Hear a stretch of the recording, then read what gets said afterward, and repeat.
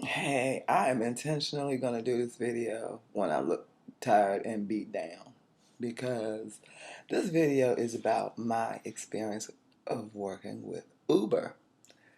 Whew. Now, I love to drive, and so I figured that would be a good way for me to make money. What I'll say is that I um, had my car cleaned and detailed because, of course, I did some research on it before I decided to do it, and they said your car really needs to be cleaned, really clean. And I had just finished moving, so my car was a hot mess. So I had the car detailed. I had it, and actually, the brother that did it was excellent. I can't remember the name. I'll get his name because he kind of had a shop outside. Obviously, he's just beginning, but he did an excellent job. My car is a white car, and it looked kind of cream, and I wasn't really taking care of it, so it was dirty. But he brought the white back. Matter of fact, that's what made me stop and have him do it because I saw another white car that he had just worked on, and it looked good. It was an older car. So, yeah, so I got my car detailed. The trunk needed to be fixed. I had a bungee cord holding it down, so I had to get that repaired. That cost me about $300. So the car looks good. It looks better than it has the whole time I've had it. So I'm happy about that part. Altogether, even after he detailed it, I really went back and detailed it. That took me another 8 hours. And so, it's a car I'm proud to pull up in and pick somebody up in. So that's good. I'm happy about that part.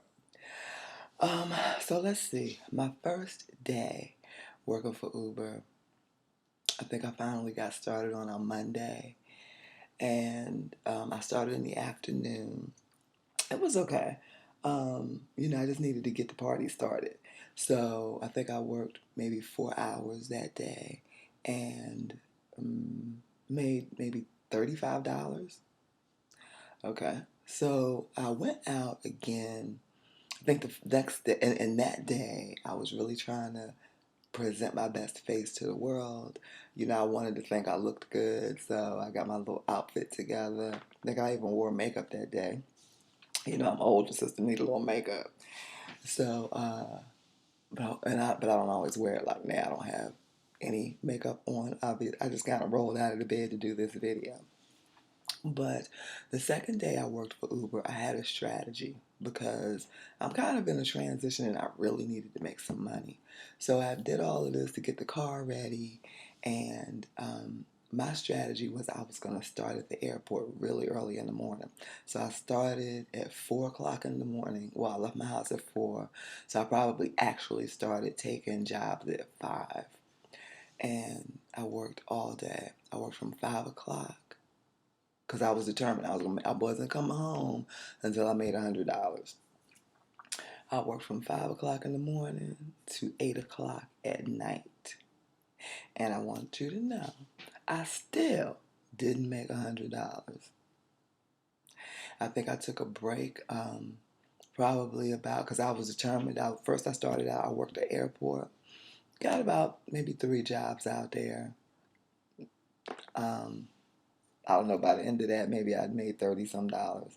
Then I came home probably about 11, so maybe it was a little longer. Had lunch. I think I may have taken two, let's go ahead and say it was 3 hours in between. Because then I went back out and stayed out all day, all day, all day. I probably took I think I did 12 rides yesterday. I was so tired. My butt was hurting. Excuse me, but it just was hurting. My hips were bothering me. I learned from the first day that I couldn't wear heels because I was trying to be cute. But, sitting down like that, your feet swell. So, my feet were hurting by the end of the day, even though I was mostly sitting. And so I had done that Monday. So Tuesday I didn't work. My feet were hurting all day. I found I had to go get myself some more shoes. So I went and got some Uggs. Oh, these ain't them. Anyway, so I went and got some Uggs, some boots, and that's what I wore yesterday. Okay. So I drove and I drove and I drove. I met all kinds of interesting people. The point is, at the end of the day, I still had not made $100. I made like $99.53, I think it was. And in Uber, the people don't tip. Nobody tips. I was like, what is going on with the tips?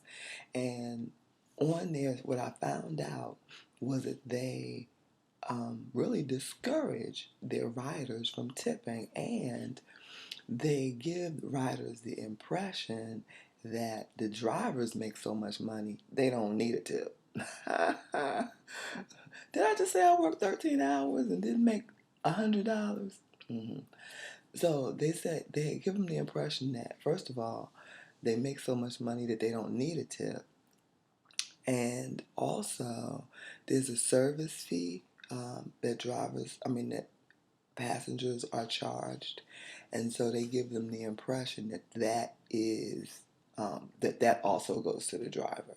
But no, it doesn't. That's Uber's service fee. That's what they get paid for providing the service. So, so the problem is not only are you not making that much money, but we're paying for gas every day. Obviously, got to pay for the insurance and car maintenance. If you're running your car like that, obviously you have to up the maintenance on it, and of course you're going to have car repairs because of the wear and tear on the car. So, so right now, what I'm thinking about Uber is that they have a deliberately deceptive practice where they're trying to be competitive in the market when it comes to price. And the way that they're doing it is they are discouraging people from tipping. You don't need to tip, you just pay, and that's all you need to do. So I guess what they're thinking is that keeps them competitive with Lyft and with taxi drivers. But now I also get why they're constantly asking people to invite other drivers to drive for Uber, because it's not sustainable. It's been so long you can do that. That you can, because think about it, I went all day, 13 hours a day. Who's working 13 hours every day? And I need to make some money, right? So if it takes me 13 hours in a day, and I didn't make $100, but let's go ahead and act like I made $100, right?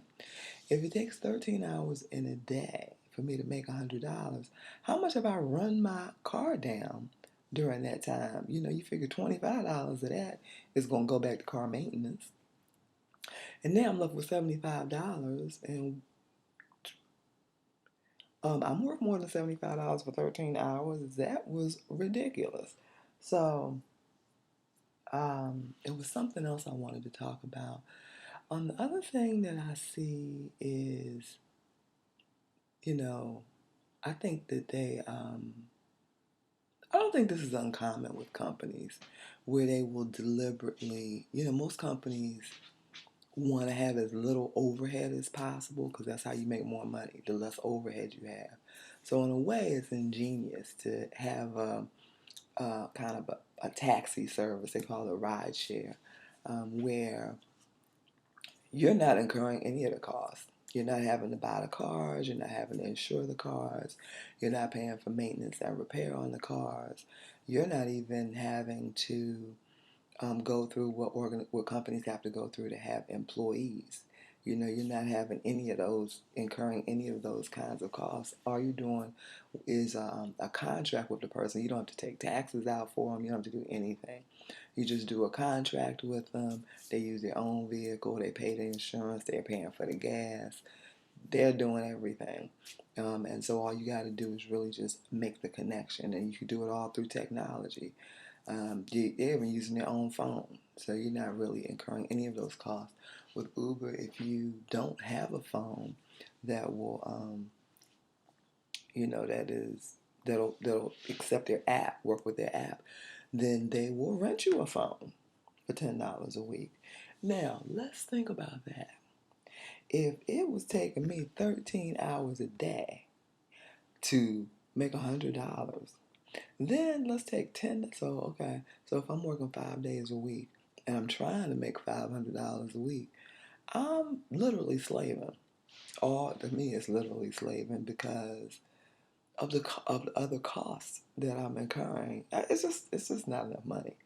And then on top of it, they're going to discourage people from giving you a tip. I mean, maybe if you got a tip.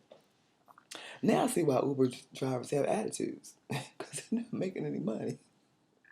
Because they are not making any money. And with Lyft, Lyft has at least they have a place an application where you can tip your driver, and they encourage you to tip your driver. So they'll say, oh, if you had a satisfactory experience, here's where you can tip your driver. Just add it in the app. So they give you the option at the end of it.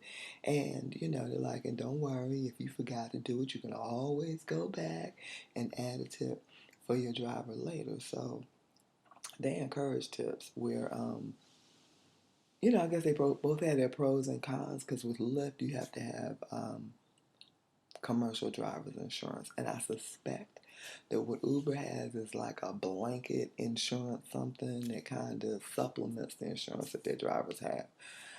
So we'll see. But anyway, it's my second day driving for Uber. Well, no, yesterday was my second day. I look beat down because I am beat down. I was so tired when I came home last night. Oh my goodness. And I had on my comfortable shoes. Everything I wore yesterday was comfortable. There was nothing binding or anything. I was just comfortable so I could do this. I was determined I was going in. And I had to continue to go in for a minute. I'm trying to think about, what I'm going to do because I'm going to need somebody to give me a tip. Okay, so I might just have like a tipping jar. What Uber says is tipping is not required, which everybody knows tipping is not required. But it was just a way for them to actually discourage people from giving tips, so that they could say that they cost less than Lyft, but not give people the impression that they're like Walmart dogging out their employees, right? Dogging out their people. They're like, oh no, they get paid enough money. They make more than cab drivers make. No, we don't. And, I don't know because I can't see what they're doing inside of their app. I don't know if they're paying, you know, some people more than they're paying other people. They say, okay, as an Uber X driver, you make X amount of money. But whenever we look at, whenever like the Department of Labor comes out with statistics, you always see that white men make the most money, then it's white women, then it's black men, then it's black women. So, what I suspect is that they discriminate the same way because there is no way in the world I should have been working 13 hours a day and not even making $100. So, and actually, it was a brother that told me about them. So I'm going to talk to him again because he was really happy. He was like, oh, yeah, I made this and I made that. And, seemed like he was doing really well. So I'm going to talk to him and figure out what he was doing because right now I'm thinking it sucks for me. But he was saying, but he was also talking about the tips. The people were tipping him. So, so I'm going to figure that out because I need this to work right now, until I can move on and do something else. I have all kinds of things I want to do. I just finished school, a bachelor's degree and 2 master's degrees. Okay, what really? 13 hours a day, not even $100.